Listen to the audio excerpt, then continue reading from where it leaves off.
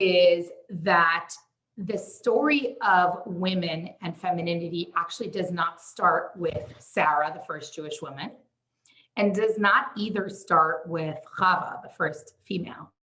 Okay?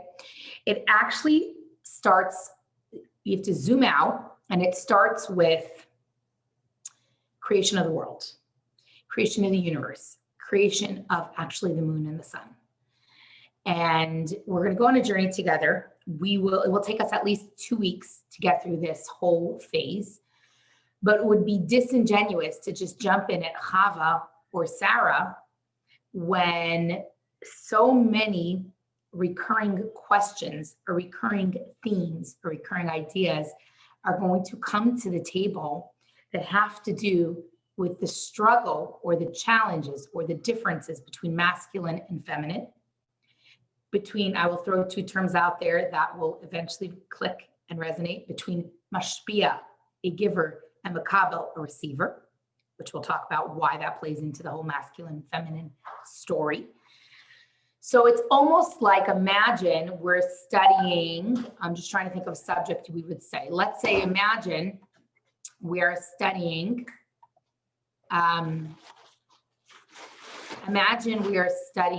the subject of, I don't know, chemistry. And the person has no background in basic math. Or we're studying physics, but the person doesn't know addition, subtraction, multiplication, division. We're gonna have a huge problem. So starting with Chava, we're almost looking at the story without going behind the scenes at the building blocks of it. Just like when someone's taking, someone's going to med school, they don't start with, here's this illness and here's a disease and here's how to cure it. They start with anatomy. They start with the backdrop or the stage, so to say. So we're gonna actually start with the stage. And the stage actually starts with the stage where everything starts, creation.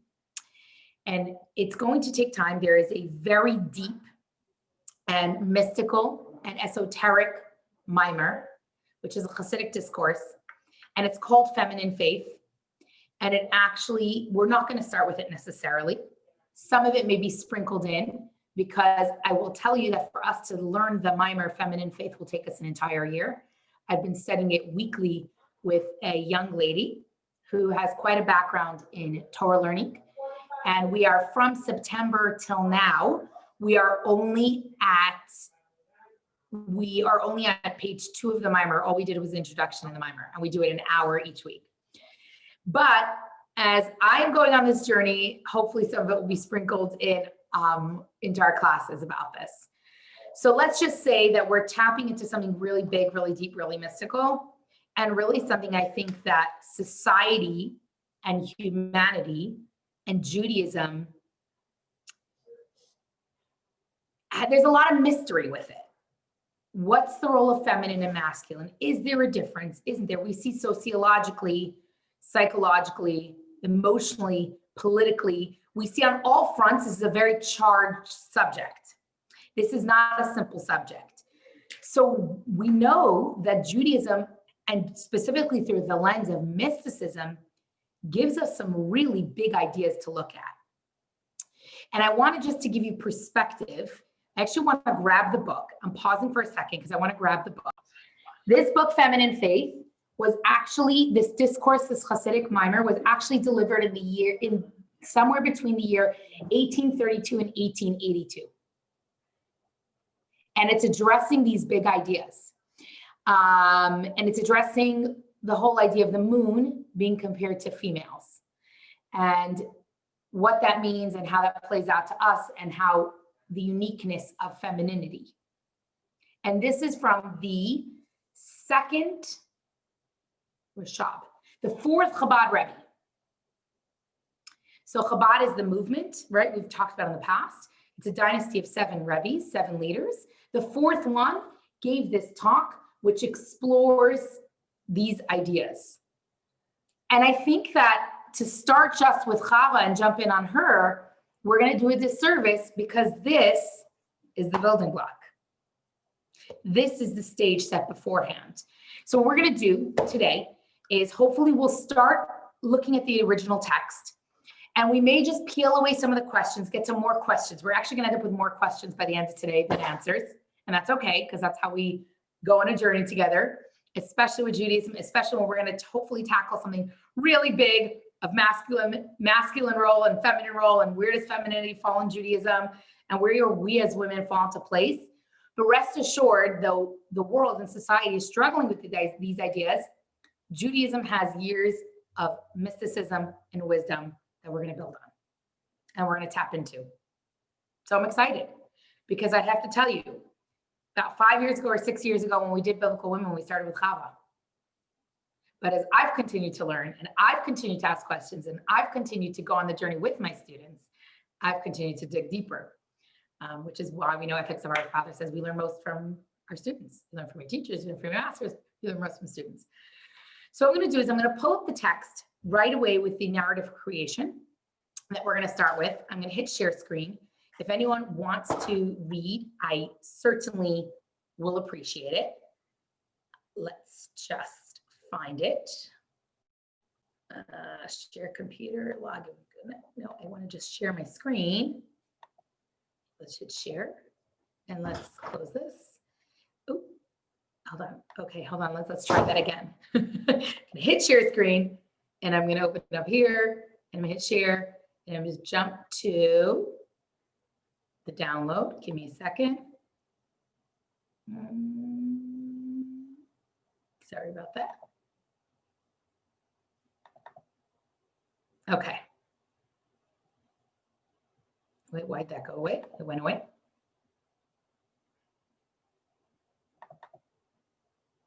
We'll wait, right? Patiently, very patiently. Oh, come on. All right, well, that's not working. So let's try something else. I don't know how to sign into this. It's not my account. Yes, so quit. Go here. Here we go. Okay. So here we have and we're actually going to look through Midrash and through Gemara and through Kabbalah to understand this storyline. So we're starting with a very, very basic storyline. If you could, does anyone want to read or not really? I can read where I'm starting at the top. Yeah. In the beginning of God's creation of the heaven and the earth, now the earth was astonishingly empty, and the darkness on the face of the deep, and the Spirit of God was hovering over the face of the water. And God said, "Let there be light," and there was light. And God saw the light, that it was good. And God separated between the light and between the darkness. And God called the light and the darkness, and he called night, and it was the evening, and it was the morning one day. And God said, let there be an expanse in the midst of the water, and let the separation between the water and water. Do you want me to keep going? What I want to show is we're actually just reading this week's Torah portion, Genesis, creation of the world. We read it on Simchat Torah when we wrapped up the cycle. We started it. That's what's going on time-wise, and it's just describing creation. Keep reading. You're doing a great job. Let's see. And God made the expanse and separated between the water that was below the expanse and the water that was above the expanses, and it was so. I hope I said that right. And God called the expanses heaven, and it was evening, and then it was morning, a second day. Okay, very simple, right? God created, there's a world, it's dark, there's heaven and earth. He separated upper waters, lower waters. Seems like a fairly simple story so far. Just a description of creation, correct? Yeah. But here's where we need to go. Now, let me just catch Judith up. Judith, we're starting with biblical women. However, we're starting first with creation, because what I realize is in the past, we've jumped in at Chava, but the story starts beforehand. The story actually starts with the duality of how God created the world, the differences within world, and how that actually manifests itself within feminine and masculine, within the lens that we need to see all the biblical women through. We need these building blocks. And the analogy I gave was just like you wouldn't want your doctor to just go to med school and day one start dealing with different diseases and conditions. You'd want it to have background of how the body is and what works and set the stage, the mechanics. You wouldn't start learning physics if you didn't know addition and subtraction and basic numerical values and principles. We have to, in order to, if we jump in just at a storyline, we're missing a huge piece of the puzzle. I also shared that this book, a Hasidic discourse, written between the years, or given between the years of, his life was 1834 to 1882. It addresses a lot of this. It's called Feminine Faith, and it talks about feminine and masculine and the uniqueness of femininity.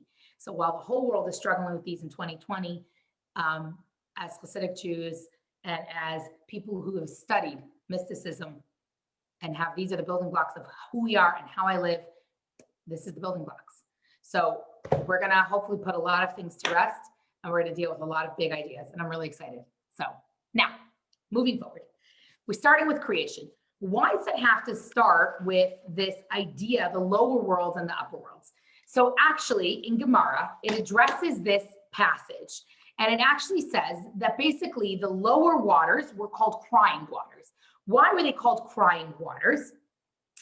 Because they accepted the fact that they were separated from the upper waters, but why would the waters cry? That's a strange narrative. As a matter of fact, it even says that's why the lower waters are salty. We know ocean water is salty. So the Gemara says it's salty because it's crying, it's tears. What's the separation? What is the water of an issue? Why would water care if it was upper water or lower water? Why? The reason they cried was they were saying, woe is to us that we did not merit to be the upper waters, to be in the celestial region that would be closer to God, okay? In the fact, implicit in the fact that the physical concept of higher and lower is a reflection of a spiritual counterpart, which I'll explain in a minute. In other words, the higher the water is, the closer it is in the hierarchy of spirituality. Now, is that true? Is upper water more holy than lower water? Is it closer to God? Is God only in heaven? Why would the lower waters care? Okay. In other words, the higher the entity in a physical hierarchy, the greater its consciousness is of God. Therefore, when God separated the atmospheric water from the ocean water complained that it too wanted to enjoy divine consciousness that was granted to the atmospheric water. God appeased it with the promise that its salt would be offered in the meat of the sacrifices of the temple service. In this way, it would accomplish its spiritual significance. Okay. So what's actually going on here?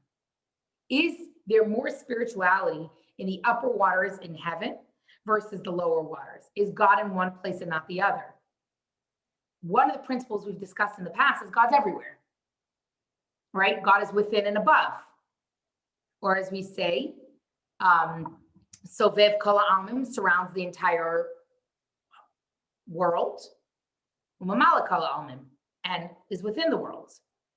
So what is this struggle? And why does the water feel frustrated that it's the lower water? What does it actually mean? So really, in this first day of creation, first we have heaven and earth, right? What we're seeing, actually dark and light, we're actually seeing a formula that will be repeated again and again and again in creation. And actually again and again and again in life, and again and again and again. And in 2020, it's still part of the reality of the world we live in. Okay? So really what God was doing beyond creating a world, God was creating a world order, a system. Okay? Within that system, a system of a deceptive reality. What's this deceptive reality? The deceptive reality is that distance equals separation. That a higher world is closer to God than a lower water. We said God is within and above, but it's a reality that we deal with. Ask you a question, a friend that you see and spend time with all the time, you could be closer with. You could have a friend you're super close with, but if you're not around them, you're still, doesn't take away your bond, but the connection that you feel because you see this person regularly is different. And I'm sure, Sarah, you could share with us psychologically the effects of Corona and creating distance between people is affecting people emotionally and psychologically. And I will say fascinating is my sister-in-law and brother-in-law came for the holiday Sukkot the whole week. They have 4 children. Child number 3 is a toddler, a precocious, sharp, social butterfly who I would say came out of the womb social. Loved people, loved to connect with people. It's like I never in my life saw a baby with such a social personality as a newborn, as an infant. And then came Corona in New York and he was locked down. She said at the end of this week where he was around people here consistently that it was so healing for him because she didn't realize the effects of Corona on this toddler who's not yet 3, he's a little over 2, that this kid went from being so social and so involved with people and now he's on lockdown. She said he used to stand by the door crying, want to go, want friends, want out. He needed people. So there's no doubt that the distance has an effect. And I bet for all of us, we could think in different areas. I haven't seen my parents in ages. It doesn't mean I love them less, but there is a connection issue here. And I can connect on FaceTime and we can connect on a computer screen, but it's definitely not the same as sharing a room and space and energy. So we can see how that's played out in our lives. So this notion actually comes from how God created the world. These are fundamental principles that are embedded in creation and embedded in the psyche and embedded in reality of our world. And the reason we call it a deceptive reality is because at the end of the day, our world, we talked about this is a world where God is concealed. And this is a world where the world order is not necessarily reality. And we can all see this in life where we see something as a total reality, then we see the zoomed out picture and we're like, oh, there's a different reality here. We understand that we could see things one way and then when we see big picture, it looks different, right? We can understand how this reality, and I've showed this to you in the past, but I'll just do this really quickly, that in Hebrew, the nature of this world, we actually talk about how the world, let's just do this quickly. The world is called Olam. Let's see if I could do this with a, nope, I need a marker. I just need it straight up. Let's see if I know how to do this, okay? Oh, that's really thick, but it's okay. The world is called Olam. That's how we say world. Ayin, sorry, I should have maybe done it this way. Vav, Lamed, and final mem. Okay, clearly my drawing skills are not amazing. What does that mean? The word in Hebrew for concealment is Helen.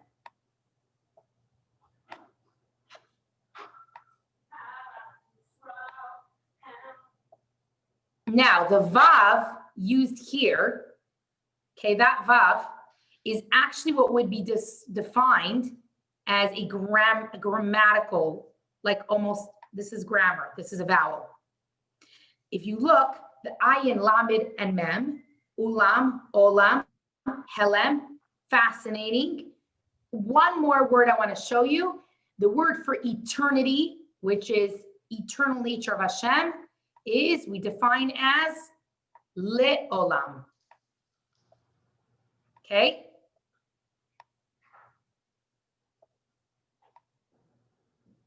Again, sharing the same words, the same energy. And we've talked about how in the past in Hebrew that we discussed in Hebrew that the Hebrew letter is an energy. And when something shares the same letters, there's a common bond. So eternally, this eternal God created a world where his nature is concealed. Within that is a deceptive operating system. Because it's, yes, from our perspective, that's how it operates. There's going to be separation. Distance is going to make separations, but that's not where we're limited to. And we'll dig deeper. So now going back to sum up this idea, because it's a pretty big idea, and just to bring it down into shorter, more succinct concepts. So far, we're saying, let's analyze the story of creation to realize that within the story of creation, there are some mechanisms or systems that affect you and I, even in 2020, that have affected the world order. We looked at step number 1, which was a separation between the upper waters and the lower waters. Lower waters being called the crying waters because of their supposed distance from God.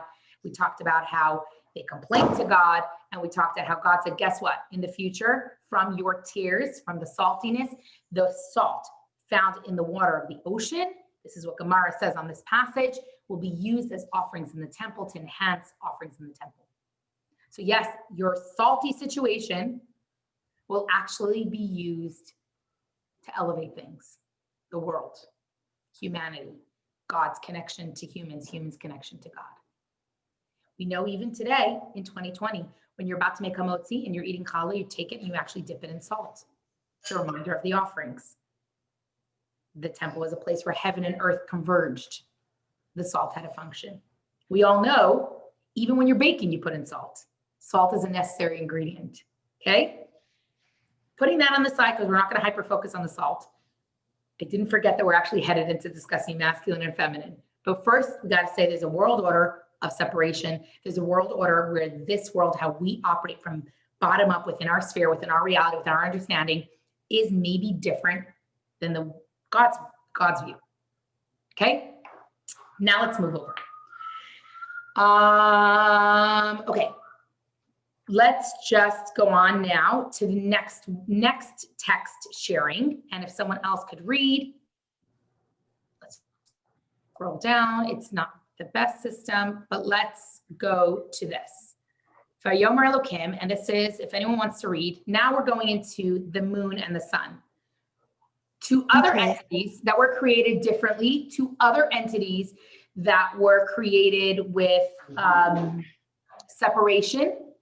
And yet we'll also see a created entity, once again, complaining to Hashem, giving feedback, just like the crying waters complained. Now the moon is going to have something to say. So go ahead. Anyone want to read? Okay, I'll read. Okay.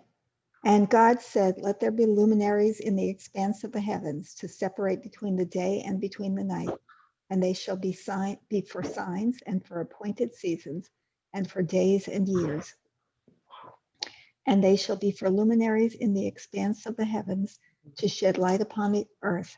And it was so. And God made the two great luminaries, the great luminary to rule the day and the lesser luminary to rule the night, and the stars. And God placed them in the expanse of the heavens to shed light upon the earth. Okay, so once again, we see differences. Two lights that are not created equal. Now, there's a very famous narrative in Midrash that actually describes the discussion between the moon and Hashem. Because the moon is not happy. The moon has some complaints. So let's look at that, which we'll pull out next. What does the Midrash describe? The two great luminaries, because the pasuk starts by saying there were two great luminaries. And then it says diminished. So are they two? Are they diminished? God, you're creating this entire universe. You're an omnipotent God. You know exactly what you're doing. Why are you creating it one way and then changing it? What's going on here? Why couldn't God create a brighter luminary and a lesser luminary to begin with? Why this charade? Okay, what is this charade about? So now let's look at this next storyline. They were created equal, but the moon was smaller, made smaller because it brought complaints to God. So first they were equal, but now the moon is upset. Why is the moon upset? And this is from Gemara and from Rashi. Rashi explains that that Medrash is based on the discrepancy of the two expressions. Because in one hand, it says the two great luminaries, which intimates that the moon was a great luminary and the lesser luminary, which intimates that the moon was smaller than the sun. So why would the passage say first they were two great and equal and then say one was diminished? So Rashi's saying something's going on here. Rashi's basically saying whenever the text shows us something that seems to be either discrepancy or told in two different ways or a repeat, it's an indicator, whoa, whoa, whoa, something's going on here. And that's why we need midrash to fill in the gaps. And that's why we need commentary to give us shed light on this. I mean, excuse the pun, shed light, but shed light on it. So Rashi notices right away the text is different. Goes to Gemara. Gemara says, well, actually, the moon was actually the same size, then complained to God, and now is made smaller. The two great luminaries, which intimates the moon was a great luminary, the lesser luminary, which intimates the moon was smaller. To reconcile this difference, the rabbis asserted the moon was originally created equal to the sun, but because of its complaints that the sun wielded the same power it wielded, it was forced to relinquish some of that power. What about the stars? Because he diminished the moon, he increased its hosts, its assistants, to appease it. The stars serve as an entourage of the moon. When it becomes out, they accompany it, and when it sets, they too set. So almost like the stars are like kind of consolation fee for the moon. What happens? What's the moon's complaint? What is this discussion? What does this have to do with you and I? There's a lot of good questions. Okay, seems abstract, seems very celestial, very intangible, but we're going to something. Okay.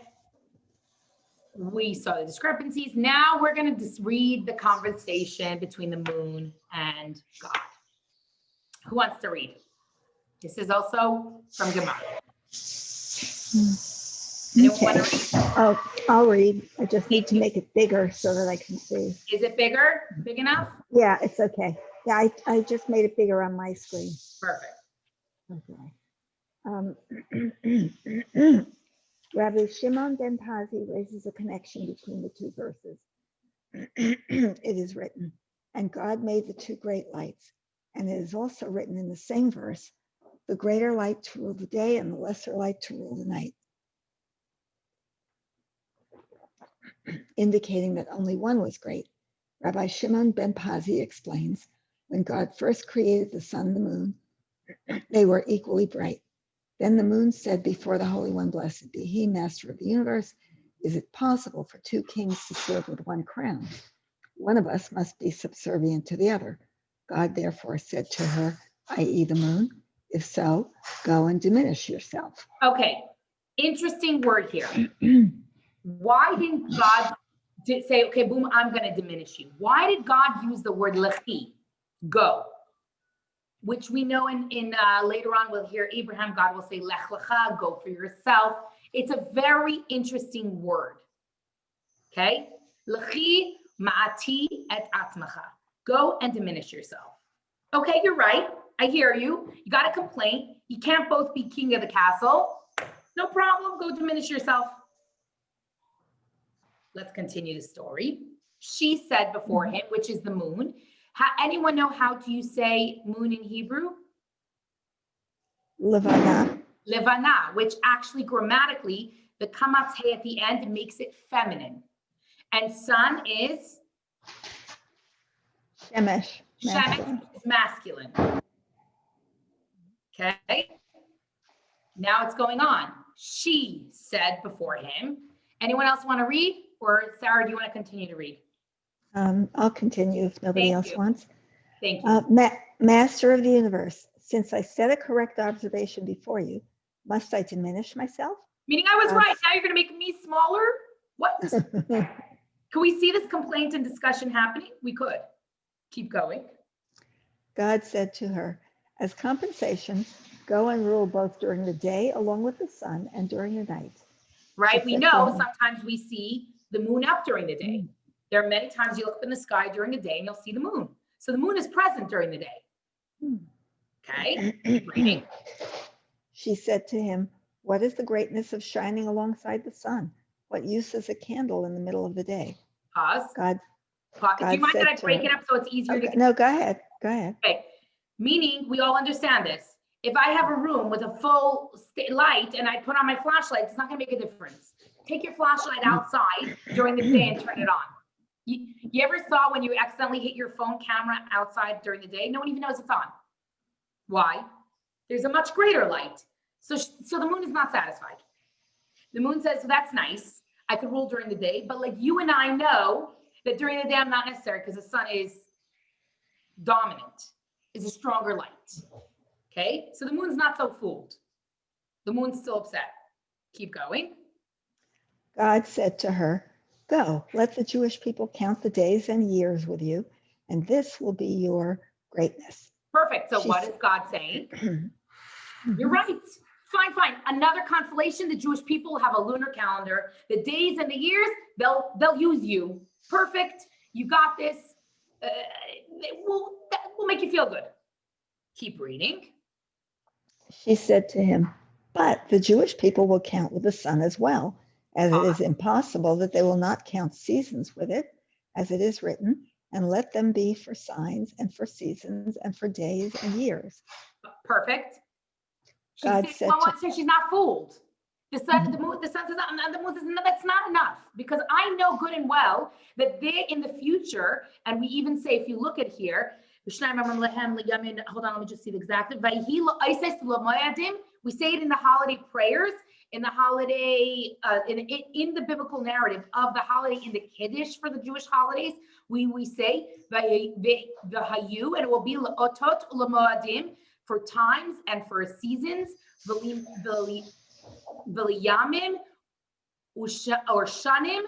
We're saying, whoa, years, seasons. Don't just tell me that you're going to use me as a moon to use a calendar. They're going to also use the sun. As a matter of fact, what do we know? That the lunar calendar has a correction and an extra month every 3 to 4 years in order to keep the holidays in the seasons that they belong.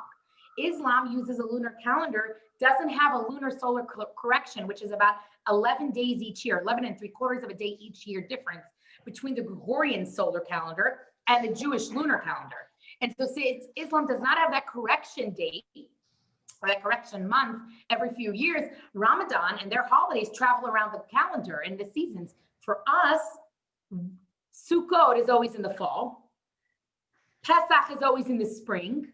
Our holidays fall in seasons. So the moon says, that's great that you're going to let the calendar be a consolation fee, but the sun still has a role here. It's still going to happen in certain seasons. And we know we say it in Kiddush during the holidays about the moon and the sun, about the sun as a sign and seasons. So the moon is no fool here. So the moon is not satisfied. Keep reading. God goes, okay. God said to her, "Go, let righteous men be named after you. Just as you are called the lesser Hakatan, light, there will be Yaakov Hakatan, i.e. Jacob, our forefather. See Amos 7:2. Shmuel Hakatan, the Tana, and David Hakatan, i.e. King David." Okay. So God's saying, okay. Fine. I get it. It's not enough. In the future, there's going to be giants, men that are giants, incredible people, and they'll also be known as Hakatan the smaller. It's not an insult. Don't take it as an insult. King David, the prophets, Samuel, Jacob, they'll also have this name. Now, is the moon satisfied? Not yet. The moon is not satisfied. So let's look one more passage, number 3, and then we'll break it down and discuss it. Anyone else want to read, or should I read the last one? Or Sarah, do you mind reading the last one? I'll read it. God saw you. that the moon was not comforted. The Holy One, blessed be he, said, "Bring atonement for me, since I diminished the moon." The Gemara notes, and this is what Rabbi Shimon ben Lakish says, what is different about the goat offering of the new moon, that it is stated with regard to it. For the Lord, the Holy One, blessed be he, said, "This goat shall be an atonement for me for having diminished the size of the moon." Okay, so here's something fascinating. There were certain offerings offered at different holidays. On Rosh Chodesh, Rabbi Shimon ben Lakish explains that on the Rosh Chodesh, the certain offering, which we actually say we don't have offerings anymore. What's our offerings now in 2020? In place of it, we say prayer is. So in the Musaf, which is Musaf comes from the word Hosif, to add, because it's an additional prayer added for this day. In the Musaf prayer, what is said, that God says this is specific goat offering that God is offering up on this holiday as an atonement. His atonement. You're right, me bad. I did a wrong thing. I'm going to bring this specific goat offering. Why? Because I diminished the size of the moon. So what is this charade going on here? What is this story? It sounds like, has anyone ever heard any of this about the narrative between the moon and the sun? Nope, Fascinating. I have not. How is the moon complaining to God? And God says, I hear you. By the way, we learn a lot about human nature. We learn a lot about communication, validation, compensation. I hear you. You're still not happy? Okay, what about this? Okay, you're still not happy? What about that? What's going on here? What is this seeming charade? Really, what's going on? First of all, it's mind-boggling that God actually is offering up a sacrifice to compensate for the fact that he diminished this moon, number one. Number two, meaning acknowledge that the diminishment was painful for the moon, which is something really powerful. Even though clearly God is in his infinite wisdom did the right thing from God's vantage point, it's still a fascinating thing. Doesn't mean you can't validate someone else's feelings. Okay? It's a very powerful takeaway. Number one. Number two, what's actually being established here is, to note, we actually mentioned that in 2020 in our prayers every Rosh Chodesh, this notion about this offering to compensate for that diminishment. Okay? The other thing is that really what this is going to challenge is how we see things that are diminished or separate. Okay? Meaning, we think the sun is superior. The moon is reflection of the sun. In God's eyes, that's our vantage point. We think something that's the giver and the thing that's the reflection of it is one is superior and one is inferior. And clearly the moon was concerned with that as well. Okay? But really what's happening here is this notion, again, that we saw repeated in the waters being separated, of duality. Givers, receivers, rich and poor, close and far, lover and loved and lover. This give and take, we're seeing these notions start to come into the consciousness of the world. Do you remember I said we're a certain world order that's being established here? The world operates that way. And we see it's a source of a lot of friction. A lot of friction, right? If everything was always equal, we would have half the issues we have in the world. We seemingly wouldn't have. So right now is this world order is coming to the table that we'll see manifest itself in a lot of our realities. And certainly when it comes to masculine and feminine, we're going to see this playing out. Because you remember I threw out a term earlier called mashpia and makabel, a receiver and a giver. So I'm going to put this out there and we'll wrap it up. We're not going to leave this hanging. According to Kabbalah, a masculine, which is compared to Shemesh, sun, which is compared to God, is masculine, is called the mashpia, the giver. Feminine, which is compared to the moon, which is compared to the Jewish people, is compared to femininity, is compared to the moon. But in our notion, we see that as a diminishment on femininity, where I'm telling you in the 1830s, 40s, 50s, 60s, this book was written and this Hasidic discourse was given that will totally throw that whole struggle with mashpia, makabel, receiver, and giver upside its head, okay? And rest assured, it is certainly not an insult to femininity, because as a matter of fact, this whole book on feminine faith addresses why women got Rosh Chodesh as a special holiday. Because what happened actually was, and maybe I'm giving you a little bit of the solution, a little bit of a teaser of the answer, or some part of the conclusion, is years later, the Jewish people went to build the golden calf, and only two groups did not participate. The tribe of Yehuda, which is why they became, from there came the kahuna, the priesthood, and the females. The women did not give their jewelry or participate in the sin of the golden calf. And some would say, okay, their jewelry, they're possessive. They don't want to participate. They don't want to give up their rings for a golden calf. That's just good, smart business. But we see when it came to building the tabernacle, Moses had to tell the women, stop. You gave too much. Hold your jewelry. We're overdone. So it wasn't about holding it. It had to do with unique feminine faith, which interestingly enough, look at the illustration, is connected to the moon, which is why as women, we have cycles that wane and wax. Okay, it's all interconnected. And it starts with this first passage in the beginning of the Chumash, which deals with the story of the moon and the sun. And it's not incidental that the moon is called Levana, which is a feminine word, whereas Shemesh is a masculine word. But rest assured, the moon is onto something, and the moon is proactive. Because if the moon was totally wrong, God would not give an offering, and God would not try to compensate and try to have a conversation about it. God would say, you're wrong. This is how I want it, and that's it.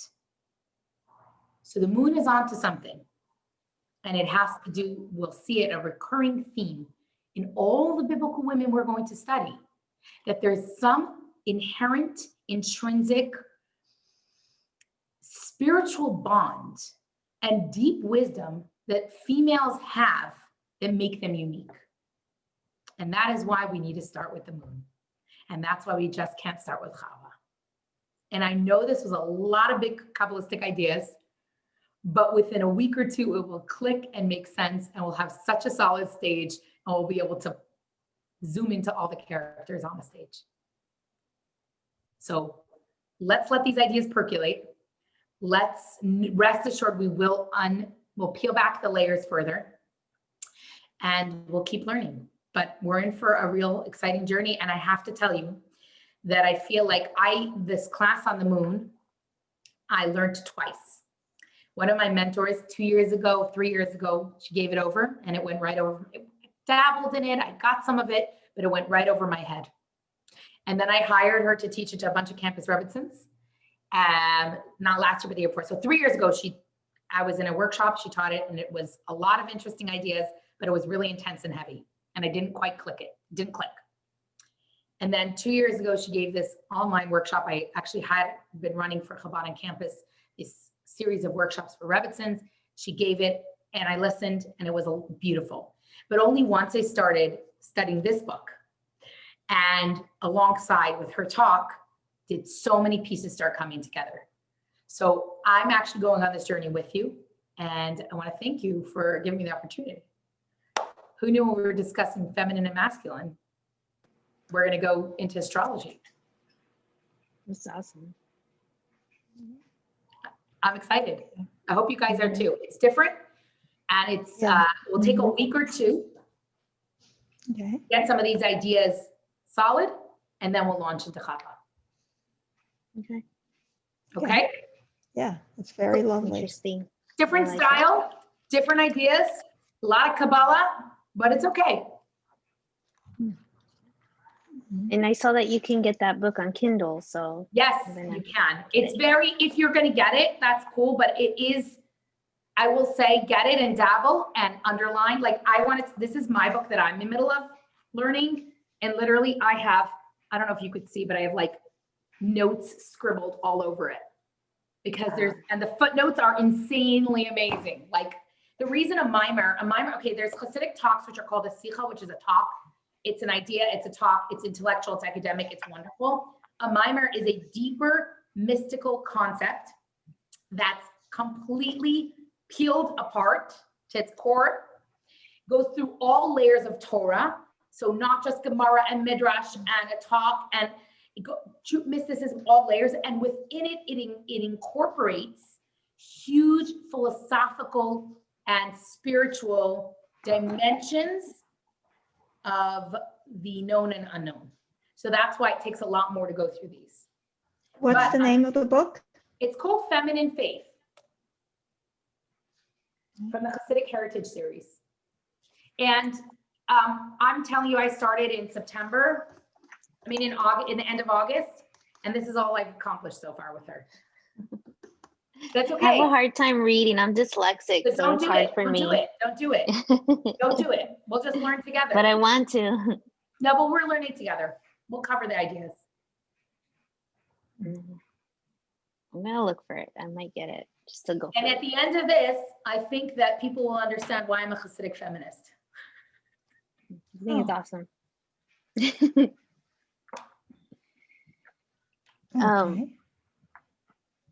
Where is it? Huh. I got this one, but it's a very hard read. Right.